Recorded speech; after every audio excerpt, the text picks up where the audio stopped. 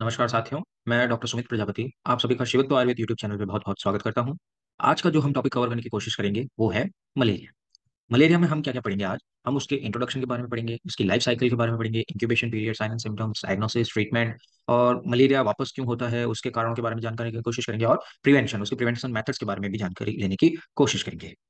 हम उसके इंट्रोडक्शन के बारे में देखें, तो इन्फेक्शन जो होता है मलेरिया का, the infection caused by Plasmodium species. जो ये आप देख सकते हैं कि प्लाज्मोडियम की जो स्पीशीज है, इस प्लाज्मोडियम स्पीशीज की वजह से ही मलेरिया होता है। ये प्लाज्मोडियम क्या होते हैं? सिंगल सेल पैरासाइट्स होते हैं जिनको हम प्रोटोजोआ के अंदर डिस्क्राइब करते हैं। And it is spread by female Anopheles mosquito. जो फीमेल एनाफिलीज मॉस्किटो होती है, उसके अंदर ही ये प्लाज्मोडियम जो होता है वो मिलता है, पाया जाता है। फीमेल एनाफिलीज मॉस्किटो इससे भी इन्फेक्टेड होती है, और ये जब इन्फेक्टेड होती है और जब ये किसी इंसान को बाइट करती है, तब उसकी सलाइवा से ये सारा प्लाज्मोडियम उसके अंदर जाता है। So as you can see, after entering into blood stream, plasmodium infects and destroy hepatic parenchymal cells and RBC. यानी कि एक बार जब ये ब्लड स्ट्रीम के अंदर एंटर कर जाए प्लाज्मोडियम, तब उसके बाद में ये सीधे ही लीवर को, एंड लीवर के बाद में ये फिर आरबीसी को इन्फेक्ट करते हैं। तो लीवर के अंदर ये हिपेटिक पैरेन्काइमल सेल्स को एंड आरबीसी को इन्फेक्ट करते हैं।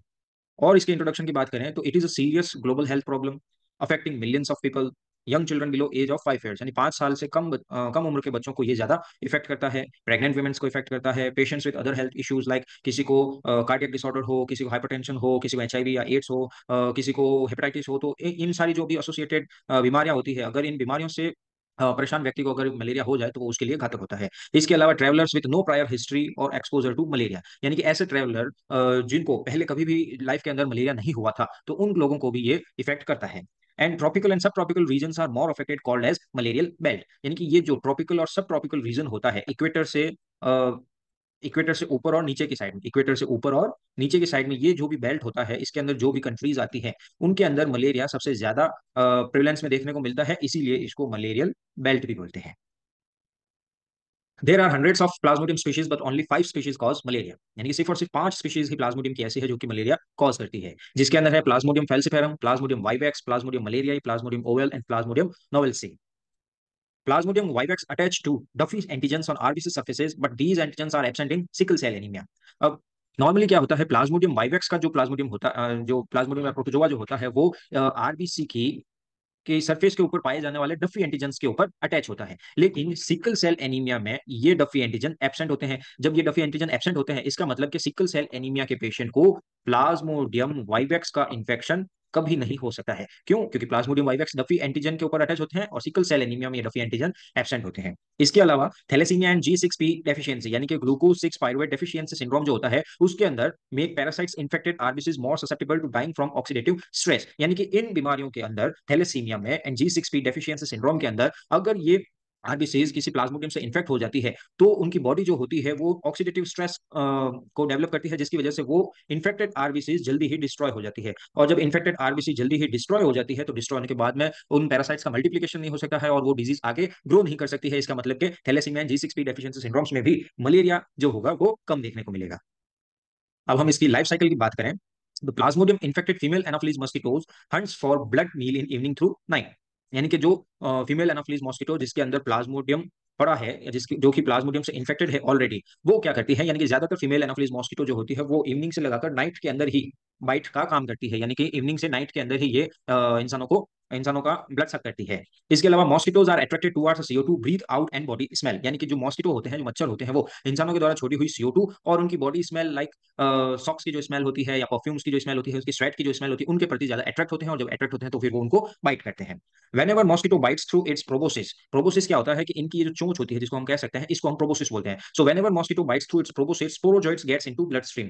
तो इसकी लाइफ साइकिल स्टार्ट कहां से होती है? स्पोरोजोइट से होती है। ये स्पोरो प्लाज्मोडियम के स्पोरोजोइट्स कहां मिलते हैं? इसकी सलाइवरी ग्लैंड के अंदर मिलते हैं, और सलाइवरी ग्लैंड से होते हुए ये फिर बॉडी, ह्यूमन बॉडी में एंटर करते हैं। So sporozoites gets into blood stream. आप देख सकते हैं इस डायग्राम में कि ये प्लाज्मोडियम इन्फेक्टेड एनाफिलीज मॉस्किटो थी, और जब इसने बाइट किया, तो बाइट करने के साथ ही इसकी सलाइवा के अंदर जो भी स्पोरोजोइट्स थे, ये स्पोरोजोइट्स इन ब्लड के अंदर एंट्री कर जाते हैं। Within minutes they had to liver and infect hepatic parenchymal cells, to liver and hepatic parenchymal cells. तो ये विद इन अ मिनट क्या करते हैं, ब्लड स्ट्रीम से होते हुए लीवर में जाते हैं और लीवर के अंदर हेपेटिक पैरेन्काइमल सेल्स को इन्फेक्ट करते हैं। और देखें तो इसको इसकी एक फेज होती है एक्स्ट्रा इरिथ्रोसाइटिक फेज, यानी कि ये फेज जो होती है ये आरबीसी के बाहर होगी। इसके अंदर हम देखें तो ये एसिम्प्टोमेटिक फेज होती है, यानी कि इस फेज के अंदर किसी भी पेशेंट में कोई भी टाइप के साइन एंड सिम्टम्स देखने को नहीं मिलेंगे। In hepatic cells sporozoites engage into asexual reproduction called as schizogony. जैसा कि आप इस डायग्राम में देख सकते हैं कि ये इंजेक्शन मतलब के मॉस्किटो ने इसको बाइट किया, बाइट करते ही ये स्पोरोजॉइट्स ब्लड से होते हुए लीवर में चले गए। ये लीवर में जाने के बाद में इनका एसेक्सुअल रिप्रोडक्शन स्टार्ट होता है, जिसको हम साइजोगोनी बोलते हैं। जैसे कि आप देख सकते हैं कि इनके अंदर माइटोसिस होता है, माइटोसिस होने के बाद में ये साइजोगोनी होती है। Sporozoites produce merozoites within 1 to 2 weeks, यानी कि ये जो स्पोरोजॉइट्स होते हैं ये आगे जाके मीरोजॉइट्स बनाते हैं। ये मीरोजॉइट्स को बनने में कितना टाइम लगता है? 1 से 2 सप्ताह का टाइम लगता है। In Plasmodium vivax and Plasmodium ovale sporozoites produce hypnozoites which is dormant stage. लेकिन कभी कभार क्या होता है, मान लीजिए प्लाज्मोडियम वाइवेक्स या प्लाज्मोडियम ओवेल के स्पीशीज है जो स्पोरोजॉइट्स है, वो क्या होते हैं कि सीधे ही माइटोसिस या फिर एसेक्सुअल रिप्रोडक्शन ना करके ये हिप्नोजॉइट्स बना देते हैं। ये हिप्नोजॉइट्स क्या होती है, इनकी डोरमेंट स्टेट होती है, यानी कि ये लीवर के अंदर इनएक्टिव पड़े रहते हैं। और जब इनका एक प्रॉपर टाइम आता है तब उसके अंदर ये एक्टिवेट होते हैं, जिसमें बहुत साल या महीनों लग जाते हैं। और उसके बाद में ये एक्टिवेट होने के बाद में वापस इनके अंदर एसेक्सुअल रिप्रोडक्शन होता है और ये आगे जाके मीरोजॉइट्स के अंदर कन्वर्ट होते हैं। And hypnozoites takes months to years to become merozoites, जो मैंने आपको बता ही दिया ऑलरेडी कि plasmodium vivax and Plasmodium ovale के जो स्पोरोजॉइट्स होते हैं, जो कि मच्छर के लार्वा, जो कि मच्छर के सलाइवा के थ्रू अंदर आए थे, उसके बाद में ये स्पोरोजॉइट्स यानी कि प्लाज्मोडियम वाइवेक्स और प्लाज्मोडियम ओवेल के स्पोरोजॉइट्स हिप्नोजॉइट्स बना देते हैं, जो कि इनकी डोरमेंट स्टेट होती है। और हम आगे देखें तो मीरोजॉइट्स रिलीजेस इनटू स्ट्रीम। तो जब स्पोरोजॉइट्स आगे आ गए, उनके अंदर ये सेक्सुअल रिप्रोडक्शन हुआ और ये मीरोजॉइट्स बन गए लीवर सेल्स के अंदर। ये मीरोजॉइट्स जो होते हैं फिर लीवर सेल्स को रप्चर करते हैं और रप्चर करने के बाद में ये ब्लड स्ट्रीम के अंदर रिलीज हो जाते हैं। Each merozoites binds to surface receptors of RBC. तो ये जो मीरोजॉइट्स होते हैं ये आरबीसी के ऊपर मिलने वाली सरफेस रिसेप्टर्स के ऊपर अटैच होते हैं। जैसा कि आप देख सकते हैं कि प्लाज्मोडियम वाइवेक्स जो होता है वो यंग रेटिकुलोसाइट्स, यानी कि जो हाल ही में नई आरबीसी बनती है उनके अंदर, उनके ऊपर जाके अटैच होते हैं। प्लाज्मोडियम मलेरिया या प्लाज्मोडियम नोवेल्सी जो होती है वो पुरानी आरबीसी को इन्फेक्ट करती है। And Plasmodium falciparum and Plasmodium oval जो मीरोजॉइट्स होते हैं ये हर टाइप की, हर एज ग्रुप के आरबीसी को इन्फेक्ट करता है। और हम देखें तो इरिथ्रोसाइटिक फेज होती है। ये जो फेज थी ये एक्स्ट्रा इरिथ्रोसाइटिक फेज थी, यानी कि इसके अंदर आरबीसी का कोई लेना देना नहीं था। ये आरबीसी को इन्फेक्ट नहीं कर रहे थे, ये किसको इन्फेक्ट कर रहे थे? लीवर को। तो उसको हम एक्स्ट्रा इरिथ्रोसाइटिक फेज या फिर हम उसको हिपेटिक फेज भी बोल सकते हैं। हिपेटिक फेज भी बोल सकते हैं। इसके बाद में जब ये मीरोजॉइट्स आगे जाके इन आरबीसी से अटैच हो जाती है, इनकी सरफेस प्रोटीन से जाके अटैच हो जाती है, तब इरिथ्रोसाइटिक फेज स्टार्ट होती है। इसके अंदर merozoites invades RBCs and undergoes into asexual reproduction called schizogony. उसके बाद में क्या होता है कि जैसे ही ये इसकी सरफेस के ऊपर अटैच होते हैं, अटैच होने के बाद में ये इन आरबीसी के अंदर इन्वेड होते हैं। इन्वेड होने के बाद में फिर ये एसेक्सुअल रिप्रोडक्शन वापस स्टार्ट करते हैं और वापस से साइजोगोनी स्टार्ट होती है, जिसमें 1 से 3 दिन लगते हैं। इसके अंदर फर्स्ट स्टेज जो होती है वो अर्ली ट्रोफोजॉइट स्टेज कहलाते हैं, जो कि रिंग फॉर्म जिसको हम रिंग फॉर्म स्टेज भी बोलते हैं। इसके अंदर क्या होता है कि ये जो ट्रोफोजॉइट जो मीरोजॉइट्स होते हैं ये इनकी रिंग नुमा स्ट्रक्चर होती है। यानी मान लीजिए ये आरबीसी है, इस आरबी के अंदर जो मीरोजॉइट्स होंगे ये रिंग नुमा स्ट्रक्चर के अंदर देखने को मिलेंगे, इसीलिए इसको रिंग फॉर्म स्टेज भी बोलते हैं। सेकंड स्टेज को लेट ट्रोफोजॉइट्स बोलते हैं। थर्ड स्टेज के अंदर आरबीसी के अंदर स्थित जो भी हीमोग्लोबिन होता है उसका डाइजेशन हो जाता है और पीछे सिर्फ और सिर्फ हीमोजॉइन बचता है, जिसको हम साइजोंट भी बोलते हैं। यानी कि ये जो स्टेज होती है इसको हम साइजोंट बोलते हैं, जिसके अंदर पूरा का पूरा हीमोग्लोबिन डाइजेस्ट हो चुका है, उसके अंदर कुछ भी नहीं बचा है और सिर्फ मीरोजॉइट से उसके अंदर मल्टीपल अमाउंट्स के अंदर बचे हुए हैं। और उस स्टेज को हम साइजोंट बोलते हैं, जिसके अंदर हीमोग्लोबिन बिल्कुल भी नहीं है, उनका डाइजेशन हो चुका है। डाइजेशन होने के बाद में ये क्या बन जाता है? हीमोजॉइन। साइजॉन्स अंडरगोज इनटू माइटोसिस, यानी कि ये जो साइजॉन मेच्योर हो चुके हैं ये आगे जाके और माइटोसिस करते हैं, अपनी संख्या में मल्टीप्लिकेशन करते हैं। Multiple merozoites cause ruptures of RBC. अब होता क्या है कि जब आरबीसी की आउटर कवरिंग तो लिमिटेड है, लेकिन उसके अंदर मीरोजॉइट्स डेवलप होते रह रहे हैं, वो मल्टीप्लाई होते रह रहे हैं, तो उससे क्या होता है फिर एक टाइम बाद में आरबीसी रप्चर हो जाती है। और जैसे ही रप्चर होती है तो merozoites gets release into blood stream. ये मीरोजॉइट्स जो भी हैं ये ब्लड स्ट्रीम के अंदर रिलीज हो चुके हैं। But some merozoites undergoes into gametogony. लेकिन इसमें से कुछ मीरोजॉइट्स तो क्या होते हैं कि वापस ये साइकिल रिपीट करते हैं, यानी कि ये मीरोजॉइट्स वापस दूसरे आरबीसी पे अटैच होता है, फिर ये वापस अर्ली ट्रोफोजॉइट स्टेज आती है, फिर अर्ली ट्रोफोजॉइट से लेट ट्रोफोजॉइट, फिर ये साइजॉन स्टेज आती है और ये वापस ये सर्कल चलता रहता है। लेकिन कुछ मीरोजॉइट्स ऐसे होते हैं जो कि गैमेटोगेमी करते हैं, यानी कि ये गैमेट्स फॉर्मेशन करते हैं। Merozoites develops into male and female gametes which remains in RBC. यानी कि कुछ मीरोजॉइट्स जो होते हैं उनमें से कुछ एक तो जो होते हैं मेल गैमेट बनाते हैं, कुछ एक फीमेल गैमेट्स बनाते हैं, और ये गैमेट्स जो होते हैं ये आरबीसी के अंदर ही पड़े रहते हैं। These gametes sucked up by new mosquito। और ये gametes जो होते हैं ये किसी अनइन्फेक्टेड एनाफिलिस मॉस्किटो जब उसको सक करता है तो उसके एलिमेंट्री कैनाल के अंदर चले जाते हैं। यानी कि मान लीजिए कि मेरे अंदर ये गेमेट्स मौजूद है और अगर कोई अनइन्फेक्टेड एनाफिलीज मॉस्किटो मुझे बाइट करता है तो मेरे ब्लड को जैसे ही वो सक करेगा तो मेरे ब्लड में स्थित ये गेमेट्स जो होंगे ये उस मॉस्किटो की एलिमेंट्री कैनाल के अंदर एंटर कर जाएंगे। In anopheles mosquitoes gut they mature and fuse into zygote which is sexual reproduction और कॉल्ड स्पोरोगोनी। यानी कि मच्छर की एलिमेंट्री कैनाल के अंदर, इनके अंदर गैमेट्स के अंदर क्या होगा, फर्टिलाइजेशन होगा, इसके बाद मैच्योरेशन यानी डेवलपमेंट होगा, और ये फिर सेक्सुअल रिप्रोडक्शन कहलाता है, और जो होगा वो जाइगोट बन जाएगा। And zygote develops into ookinete and further in oocyst, यानी ये जो स्पोरोगोनी हुई, स्पोरोगोनी के थ्रू जो जाइगोट बना, वो जाइगोट फिर आगे जाके उकाइनाइट बनता है, फिर और आगे जाके oocyst बनता है, and then these oocysts develops into sporozoites which gets released into salivary glands of mosquito। जो मैंने आपको फर्स्ट स्लाइड में बताया था कि ये साइकिल स्टार्ट कहां से होती है, स्पोरोजॉइट से होती है। तो स्पोरोजॉइट्स जो कि एनाफिलीज मॉस्किटो की लार्वा के थ्रू मेरी बॉडी के अंदर एंटर हुआ था, वो ही गेमेट्स बनाते हैं, और उसके बाद में ये वापस किसी अनइन्फेक्टेड एनाफिलीज मॉस्किटो की गट में जाता है, फिर वहां पे फर्टिलाइजेशन होता है, फिर वो और ग्रो करते हैं, और फिर उखाइनाइट एंड oocyst बनते हैं, जो कि आगे जाके स्पोरोजॉइट्स बनाते हैं, और वो स्पोरोजॉइट्स फिर वापस किसी दूसरे इंसान को काट के वापस ये साइकिल स्टार्ट करते हैं। अब हम इसको एक ब्रॉड वे में देखने की कोशिश करते हैं, वापस मैं इसको आपको पूरा तरीके से समझाने की कोशिश करता हूं कि किसी फीमेल एनाफिलीज मॉस्किटो जिसके अंदर प्लाज्मोडियम के स्पीशीज मौजूद थी, प्लाज्मोडियम के स्पोरोजॉइट्स मौजूद थे। ये स्पोरोजॉइट्स जैसे ही मॉस्किटो उसको प्रिक करता है, ह्यूमन स्किन को प्रिक करता है, तो उसके ब्लड के थ्रू होते हुए लीवर में चले जाते हैं। ये लीवर में जाके हिपेटोसाइट्स को इन्फेक्ट करते हैं।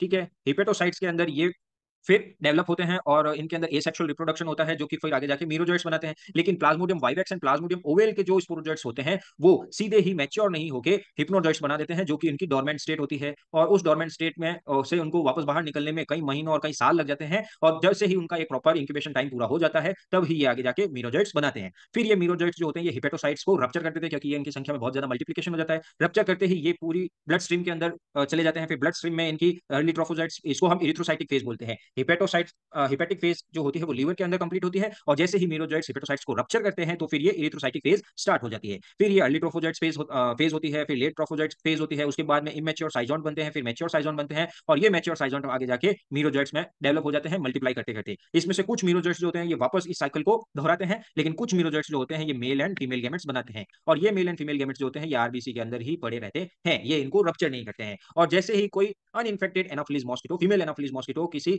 इन्फेक्टेड यानी कि मलेरिया इन्फेक्टेड पर्सन के ब्लड को सक करता है, तो सक करते ही ये जो गैमेट्स होते हैं उस अनइन्फेक्टेड एनाफिलीज मॉस्किटो की गट में चले जाते हैं। फिर वहां पे उन दोनों गैमेट्स के अंदर फर्टिलाइजेशन होता है, उनका डेवलपमेंट होता है, और ये डेवलपमेंट होने के बाद में क्या बन जाते हैं, स्पोरोजॉइट्स बनाते हैं। और फिर ये स्पोरोजॉइट्स वापस ये वाली रिएक्शन करता है, वापस किसी दूसरे अनइन्फेक्टेड पर्सन को बाइट करता है, और फिर ये सारी की सारी रिएक्शन चलती रहती है। तो इस तरीके से हमने इसकी लाइफ साइकिल को कवर किया है। अब हम इनके इंक्यूबेशन पीरियड के बारे में बात करते हैं। इंक्यूबेशन पीरियड होता क्या है वैसे? The period of time between infection and onset of symptom, यानी कि जब इन्फेक्शन स्टार्ट हुआ और इन्फेक्शन होने के बाद में उस पर्सन के अंदर सिम्टम्स का ऑनसेट कितने टाइम बाद हुआ, यानी कि इन्फेक्शन होने और किसी पर्सन में साइन एंड सिम्टम्स शो होने के बीच का जो टाइम होता है, उसको हम इंक्यूबेशन पीरियड बोलते हैं। और प्लाज्मोडियम अलग अलग प्लाज्मोडियम स्पीशीज के इंक्यूबेशन पीरियड भी अलग अलग होते हैं, जैसे कि फेल्सिफेरम, प्लाज्मोडियम फेल्सिफेरम के 8 से 15 दिन का इंक्यूबेशन पीरियड होता है, मलेरिया में 15 से 35 दिन का, यानी कि 2 सप्ताह से 1 महीने भर का टाइम लगता है, प्लाज्मोडियम वाइवेक्स में 12 से 30 दिन का, ओवेल में 12 से 19 दिन का टाइम लगता है। अब हम इसके साइन एंड सिम्टम्स की बात करें, तो paroxysms of fever with chills, कि इसमें क्या होते हैं कि फीवर के अटैक्स आते हैं, और सर्दी लगने के साथ में अटैक आते हैं, due to release of TNF alpha and inflammatory cytokines because of rupturing of infected RBC.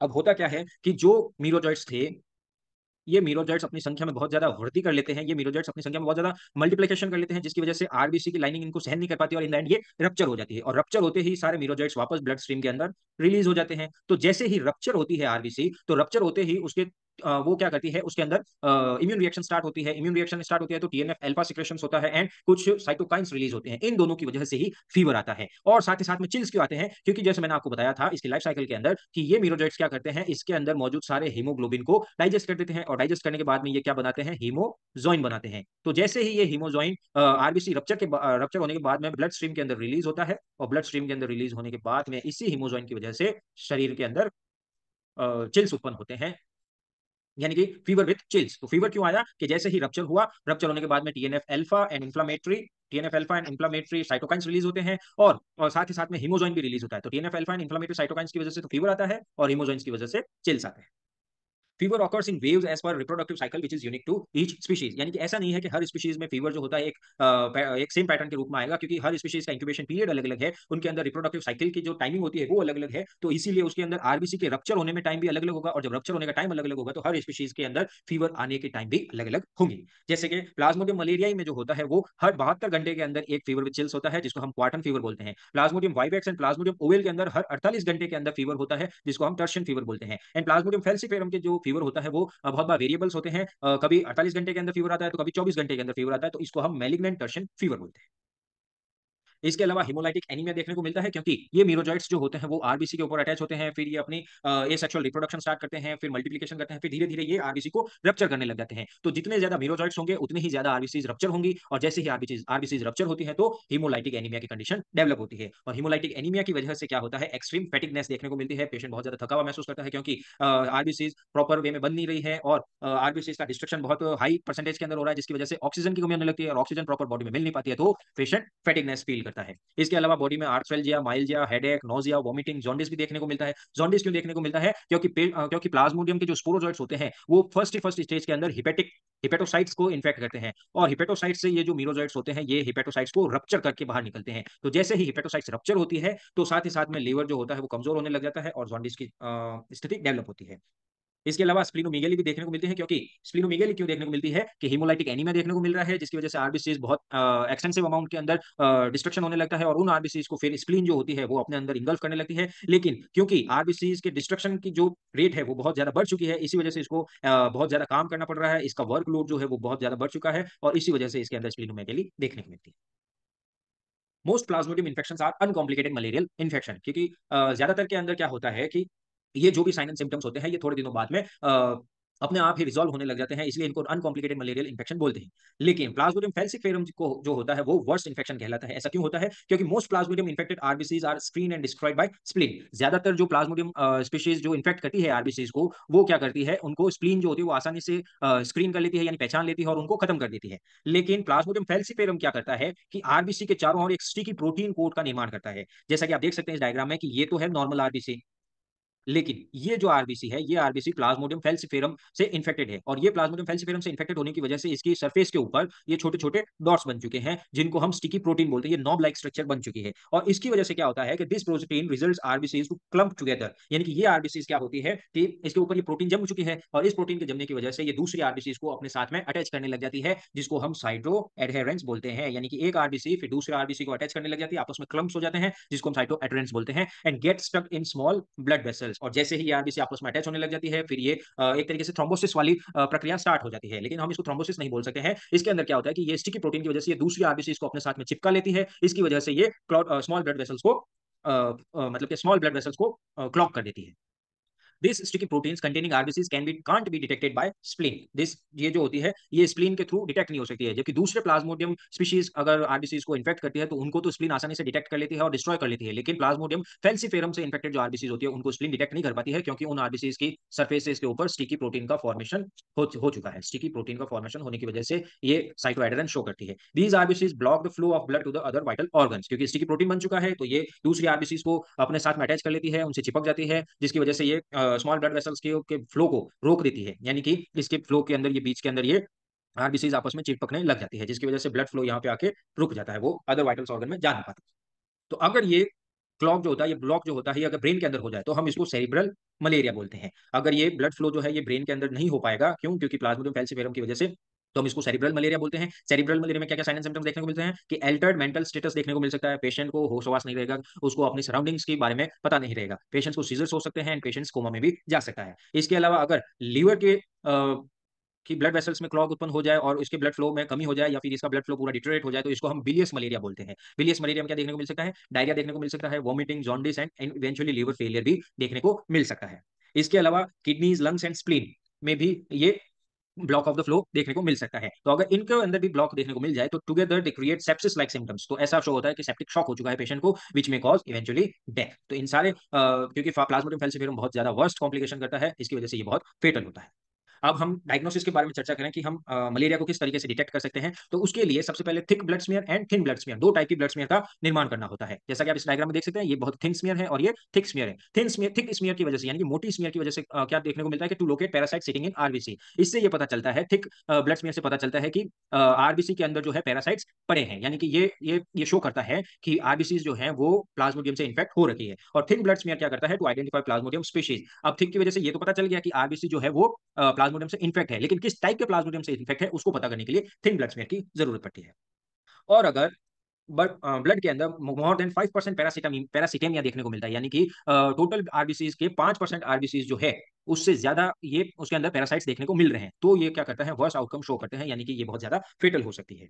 And CBC for thrombocytopenia, उस पेशेंट की सीबीसी करवानी चाहिए ताकि थ्रोम्बोसाइटोपिनिया को भी डिटेक्ट किया जा सके, जो कि डेंगू के डिफरेंशियल डायग्नोसिस में हेल्पफुल होता है। इसके अलावा इंक्रीज्ड लैक्टेट डिहाइड्रोजिनेज देखने को मिलता है। ये इंक्रीज नेचर में क्यों देखने को मिलता है, क्योंकि हेमोलाइसिस की कंडीशन डेवलप होती है, उस वजह से ही लैक्टेट डिहाइड्रोजिनेज के लेवल सीरम के अंदर बहुत ज्यादा बढ़े हुए मिलते हैं।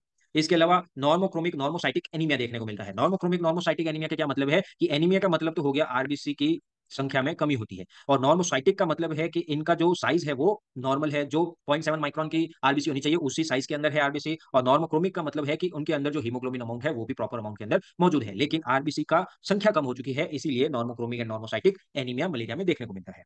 और क्या करवाया जा सकता है, एमपी कार्ड टेस्ट करवाया जा सकता है, जैसा कि आप इस फिल्म में देख सकते हैं, इस फोटो में देख सकते हैं कि एक मलेरिया प्लाज्मोडियम कार्ड है, जिसके अंदर हम इस पार्ट के अंदर हम ब्लड को इंजेक्ट करते हैं, ब्लड की एक ड्रॉप को इंजेक्ट करते हैं, और इस पार्ट के अंदर हम कुछ केमिकल्स को डालते हैं, कुछ केमिकल इंजेक्ट करते हैं जिनकी रिएक्शंस होती हैं। और अगर ये पूरा ही ऐसे एक लाइन, दो लाइन या तीन लाइन आ जाए, इसका मतलब कि ये प्लाज्मोडियम की मल्टीपल वेराइटी से इन्फेक्टेड है। तो इस तरीके से मलेरिया प्लाज्मोडियम कार्ड टेस्ट भी करवाया जा सकता है। अब हम इसके ट्रीटमेंट की बात करते हैं, तो ट्रीटमेंट इसमें चार टाइप के देखने को मिलेंगे। सबसे पहला है सप्रेसिव ट्रीटमेंट। सप्रेसिव ट्रीटमेंट क्या होता है कि it kills sporozoites before they infect hepatocytes, कि स्पोरोजॉइट्स यानी कि मच्छर की लार के द्वारा ब्लड स्ट्रीम के अंदर जो स्पोरोजॉइट्स आते हैं, उन स्पोरोजॉइट्स को ही ये ट्रीटमेंट खत्म करता है, इन स्पोरोजॉइट्स को ये खत्म कर देता है, ताकि ये आगे जाके हिपेटोसाइट्स को इन्फेक्ट ना कर पाए, यानी कि ये इस लाइफ साइकिल को स्पोरोजॉइट्स में ही खत्म कर देता है। तो इसीलिए इसको सप्रेसिव ट्रीटमेंट बोलते हैं। Usually given to travellers that travel to country with endemic area, usually ये ट्रेवलर्स को दिया जाता है क्योंकि वो किसी एंडेमिक एरिया में जा रहे हैं, किसी मलेरिया प्रोकेटिव एरिया में जा रहे हैं, इसीलिए उनको दिया जाता है, ताकि अगर वो बाई चांस किसी एनाफिलीज मॉस्किटो से बाइट हो जाए, उनके अंदर स्पोरोजॉइट्स चले जाए, तो वो आगे जाके हिपेटोसाइट्स को इन्फेक्ट नहीं कर पाए। इसके अलावा थेराप्यूटिक ट्रीटमेंट दिया जाता है। थेराप्यूटिक ट्रीटमेंट का एम क्या होता है, to eliminate merozoites in the erythrocytic phase, यानी कि हिपेटोसाइट से फिर मीरोजॉइट्स कहां जाते हैं, आरबीसी में जाते हैं, जहां पे इरिथ्रोसाइट फेज स्टार्ट होती है, तो इसके अंदर भी फिर आगे जाके मीरोजॉइट्स बनते हैं। तो इन मीरोजॉइट्स को जो खत्म करने का काम होता है, उसके अंदर थेरापेटिक ट्रीटमेंट स्टार्ट किया जाता है। It is given during active infection, ये ही एक्टिव इन्फेक्शन को शो करता है, और इसी के अंदर ही ये थेरापेटिक ट्रीटमेंट दिया जाता है। Medications depends on severity and age and pregnancy, local malarial resistance and plasmodium species, इन सबको ध्यान में रख के ही मेडिकेशन स्टार्ट किया जाता है। And it shouldn't be same as suppressive treatment, यानी कि जो सप्रेसिव ट्रीटमेंट अगर किसी पेशेंट को दिया गया था, तो वापस थेरापेटिक ट्रीटमेंट में वो सप्रेसिव ट्रीटमेंट को रिपीट नहीं करना है। तीसरा होता है गेमिटोसाइडल ट्रीटमेंट। जैसा कि मैंने आपको बताया था कि आरबीसी को रप्चर करके मीरोजॉइट्स बाहर निकलते हैं, उनमें से कुछ मीरोजॉइट्स जो होते हैं वो मेल एंड फीमेल गैमेट्स बनाते हैं, मेल एंड फीमेल गैमेट्स का फॉर्मेशन करते हैं। तो ये जो ट्रीटमेंट होगा, ये in male and female gametes को ही खत्म कर देगा। It is aimed at killing gametocytes, prevent spreading of disease. Spreading of disease क्यों, क्योंकि मान लीजिए किसी पेशेंट के अंदर मेल एंड फीमेल गेमिटोसाइट्स बन चुके हैं, तो अगर ये ट्रीटमेंट उसके अंदर स्टार्ट किया जाएगा, तो ये गेमिटोसाइट्स खत्म हो जाएंगे, तो इसकी वजह से फिर किसी दूसरे एनाफिलीज मॉस्किटो के अंदर ये साइकिल वापस स्टार्ट नहीं हो पाएगी, तो इसकी वजह से फिर वो एनाफिलीज मॉस्किटो जो होगा वो अनइंफेक्टेड रहेगा, तो अगर वो किसी दूसरे हेल्दी पर्सन को भी काटेगा, तो उसके अंदर मलेरिया स्प्रेड नहीं होगा। So it prevent spreading of disease but create more drug resistance form of parasite. लेकिन अगर इसका यूज बहुत ज्यादा किया जाए, तो इवेंचुअली ऐसा होता है कि जो प्लाज्मोडियम स्पीशीज होती है, वो उन स्पेसिफिक टाइप ऑफ ड्रग्स के लिए अपने आप को रेजिस्ट कर लेती है, यानी कि उन ड्रग्स का उन स्पीशीज के ऊपर कोई भी इफेक्ट शो नहीं होता है। फोर्थ एंड लास्ट होती है radical treatment. Radical treatment it is aimed at killing hypnozoites of plasmodium vivax and plasmodium ovale. जैसे कि मैंने आपको इसकी लाइफ साइकिल में बताया था कि जो हिपेटोसाइट्स में मीरोजॉइट्स बनते हैं, इन मीरोजॉइट्स में से कुछ जो होते हैं, ये क्या करते हैं, हिप्नोजॉइट्स बना लेते हैं। हिप्नोजॉइट्स कौन सी स्पीसीज के बनते हैं, Plasmodium vivax and Plasmodium oval, और इन दोनों के हिप्नोजॉइट्स को वापस ये साइकिल स्टार्ट करने के अंदर बहुत ही महीने एंड साल लग जाते हैं। तो इसीलिए अगर ये वापस उनका रिकरेंस ना हो पाए, इन हिप्नोजॉइट्स का ही खात्मा हो जाए, इसीलिए रेडिकल ट्रीटमेंट स्टार्ट किया। अब होता है रिकरेंट मलेरिया। बहुत बार ऐसा होता है कि मलेरिया को हम ट्रीट कर देते हैं, या बहुत बार ऐसा भी होता है कि मलेरिया सही से ट्रीट नहीं भी हुआ है, तो बहुत सालों बाद में वो वापस स्टार्ट हो जाता है। तो ऐसा किन वजह से होता है, तो ऐसा रिकरेंट मलेरिया होने के तीन क्लासिफिकेशन होते हैं। It is classified in three categories. First is recrudescences. Recrudescences क्या होता है कि from ineffective treatment that didn't clear infection, यानी कि पहले अगर किसी को मलेरिया हुआ था, हमने उसको ट्रीटमेंट स्टार्ट किया, लेकिन वो ट्रीटमेंट प्रॉपर नहीं हो पाया, जिसकी वजह से उसके अंदर जो भी स्पोरोजॉइट्स थे या गैमेटोसाइट्स थे, वो प्रॉपर्ली क्लियर नहीं हो पाए, और या हिप्नोजॉइट्स क्लियर नहीं हो पाए, जिसकी वजह से वो इन्फेक्शन वापस हो गया। या फिर common where there is high anti malarial resistance, यानी कि अगर मान लीजिए किसी ऐसे रीजन के अंदर मलेरिया हो चुका है, जिसके अंदर प्लाज्मोडियम स्पीशीज जो है वो उन स्पेसिफिक टाइप ऑफ ड्रग्स के लिए अपने आप को रेजिस्ट कर चुकी है, यानी कि उन ड्रग्स का उनके ऊपर कोई इफेक्ट नहीं पड़ रहा है, तो भी ये वापस रिकरेंट मलेरिया हो सकता है। दूसरा होता है रिलैप्सिंग टाइप। रिलैप्स में क्या होता है कि ब्लड वाज क्लियर ऑफ मीरोजॉइट्स, यानी कि जो भी मीरोजॉइट्स बने थे उन सबको खत्म कर दिया गया, बट हिप्नोजॉइट्स परसिस्ट इन लीवर, यानी कि जो हिप्नोजॉइट्स थे, जो Plasmodium vivax and Plasmodium ovale के जो हिप्नोजॉइट्स थे उनका खात्मा नहीं हो पाया, उनका डिस्ट्रक्शन नहीं हो पाया, जिसकी वजह से ओवर द टाइम कुछ महीने या साल बाद में ये हिप्नोजॉइट्स जो थे ये वापस मीरोजॉइट्स में कन्वर्ट हो गए और ये वापस ये लाइफ साइकिल स्टार्ट हो गई, जिसके बाद में वापस वो के वो साइन एंड सिम्टम्स स्टार्ट हुए एंड मलेरिया का रिलैप्स हो गया। तीसरा होता है री इन्फेक्शन। री इन्फेक्शन में क्या होता है कि it is person was effectively treated, यानी कि अगर किसी पेशेंट को मलेरिया हुआ था तो हमने उसका एक प्रॉपर ट्रीटमेंट किया, but a new infection caused a new bout of malaria, लेकिन किसी नए टाइप की स्पीशीज ने उसको वापस इन्फेक्ट हो गया, वो वापस इन्फेक्ट हो गया और वापस उसने उस नई टाइप की स्पीशीज के साइन एंड सिम्टम्स शो किए, तो इस वजह से ये मलेरिया वापस री इन्फेक्शन की वजह से रिकरेंट मलेरिया शो होता है। और ये कहाँ पे ज्यादा देखने को मिलता है? कॉमन इन एंडेमिक एरियाज के अंदर। अब हम मलेरिया को किस टाइप से रोक सकते हैं, इसके रोकने के उपाय क्या क्या है? लाइक फुल बॉडी क्लोथिंग करनी चाहिए, यानी कि हमें full sleeve shirts and pants and अपनी पूरी बॉडी को ढक के रखना चाहिए ताकि मच्छर हमें काट नहीं पाए। इसके अलावा sleeping in insecticide covered mosquito nets, यानी कि ये जो मॉस्किटो नेट्स होते हैं इनके ऊपर ही ऐसे इंसेक्टिसाइड्स होते हैं जो कि मच्छर को वहीं पे मार देते हैं या मच्छर उनके अंदर घुस नहीं पाते हैं, तो ऐसे इंसेक्टिसाइड्स कवर्ड मॉस्किटो नेट्स के अंदर सोना चाहिए और इंसेक्टिसाइडल स्प्रेज का यूज करना चाहिए ताकि घर के अंदर बहुत ज्यादा मॉस्किटोज हो तो उनको मारा जा सके। और emptying the stagnant collection of water, यानी कि घर के ऊपर या बाहर अगर कोई ऐसे यूटेंसिल्स पड़े हैं या कोई पुराने बर्तन पड़े हैं या टायर्स पड़े हैं जिनके अंदर बारिश का पानी इकट्ठा होता रहता है, तो उन स्टैग्नेंट वाटर के अंदर ही ये एनाफिलीज मॉस्किटो जो होता है वो अपने एग्स ले करता है, यानी उसी के अंदर अपने अंडे देता है, जिसके बाद में लार्वा फेज आती है और फिर वापस ये नए मच्छर बनते हैं। तो इन स्टैग्नेंट वाटर को एम्प्टी कर देना चाहिए, इनको खाली कर देना चाहिए ताकि नए मॉस्किटो डेवलप ना हो सके। तो इस तरीके से हमने मलेरिया को पूरे अच्छे तरीके से समझने की कोशिश की। हमने इसमें क्या क्या देखा कि ये एक बहुत ही लाइफ थ्रेटनिंग कंडीशन होती है, मॉस्किटो ट्रांसमिटेड होता है मलेरिया, जो कि फीमेल एनाफिलीज मॉस्किटो होती है and caused by 5 species of plasmodium parasites. कौन कौन सी होती है? Plasmodium ovale, plasmodium vivax, Plasmodium malariae, plasmodium knowlesi, et cetera et cetera, and affect hepatocytes and RBCs, यानी कि दो टाइप की जो फेज देखने को मिलती है, extra erythrocytic and erythrocytic. Extra erythrocytic phase कहां देखने को मिलती है? लीवर में, जिसको हम हेपेटिक फेज भी बोलते हैं, तो इसीलिए ये हेपेटोसाइट्स एंड आरबीसी को अफेक्ट करते हैं। Symptoms is due to rupture of RBC, जो मैंने आपको बताया था कि मीरोजॉइट्स होते हैं वो बहुत एक्सेस अमाउंट के अंदर मल्टीप्लाई हो जाते हैं, जिसकी वजह से आरबीसी को कंटेन नहीं कर पाती और इन द एंड रप्चर हो जाती है, और रप्चर होते ही मीरोजॉइट्स रिलीज होते हैं, साइटोकाइंस रिलीज होते हैं, टीएनएफ अल्फा रिलीज होता है, जिसकी वजह से फीवर आता है एंड हीमोजॉइन, जो कि हीमोग्लोबिन का डाइजेस्टिव मटेरियल था, वो हीमोजॉइन की वजह से चिल्स डेवलप होती है and high grade of paroxysms of fevers develop होते हैं, but occasionally severe complications and may cause death. क्यों? क्योंकि प्लाज्मोडियम फैल्सिफेरम की वजह से, प्लाज्मोडियम फेल्सिपेरम की वजह से ही सीवियर कॉम्प्लिकेशन स्टार्ट होते हैं, कभी कभार डेथ भी हो सकती है, क्योंकि प्लाज्मोडियम फेल्सिपेरम क्या करता है? आरबीसी की आउटर सरफेस के ऊपर स्टिकी प्रोटीन का फॉर्मेशन करता है, जिसकी वजह से बहुत सारी आरबीसी जो होती है वो आपस में चिपक जाती है, जिसको साइटो एडरेंस बोलते हैं, और इस साइटो एडरेंस की वजह से ही ब्लड वेसल्स के अंदर ब्लड फ्लो जो होता है वो ब्लॉक हो जाता है एंड सीवियर कॉम्प्लिकेशन स्टार्ट होते हैं। तो आशा करता हूं कि आपको मलेरिया के ऊपर ये मैंने जो लेक्चर दिया है आपको पसंद आया होगा, आपको कुछ चीजें समझ आई होगी। अगर आपको इस टॉपिक से रिलेटेड कोई भी क्वेश्चन या कोई क्वेरी हो तो आप कमेंट सेक्शन में कमेंट कर सकते हैं, मैं पूरी कोशिश करूंगा कि आपके उन क्वेश्चन का जवाब दे सकूं। Thank you so much. Please like, share, and subscribe. Shivatwaya.